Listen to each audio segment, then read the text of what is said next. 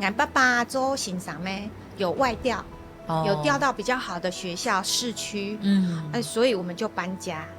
然后俺妈妈又想讲，俺做嘛个生意，咱要赚钱，所以他就想说，俺得卖水果。他今早又做公差，要搬2班公车啊，去批发市场买水果，然后再去卖水果。就迄万岁就有看到妈妈安辛苦安尼。甲他就我想讲，刚来我上网存钱，我有安尼想法。天数存钱呐，但是要做什么，自己没有特别的想法。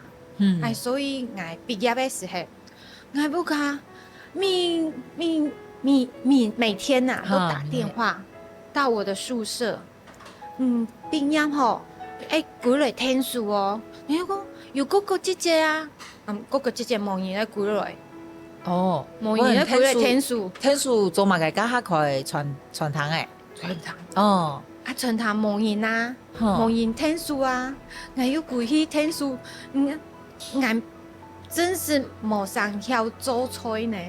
因为你甲他偷设计的呀。错啊。然后在天真无邪的情况下，就掉到餐饮的小圈圈里面。不过你开始就学煮的哈？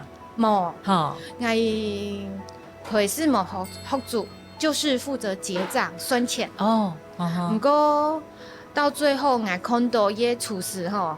翘2郎腿，俺妈妈在厨房在磨汗哦，我就下定决心，俺要去学做料理。妈妈被厨师刁难，妈妈被厨师刁难自己真的要当自强，要会做，会抵用的做，会天数，然后唔会俾人欺负。系啊，原来你学厨师系因为安尼呢做啊，通常都是爱好食，无路好煮，其实爱冇被妈妈俾人欺负，安尼，干脆爱去学，爱要煮的，爱路唔会俾人欺负的，走的天数赚钱，速度会快一点。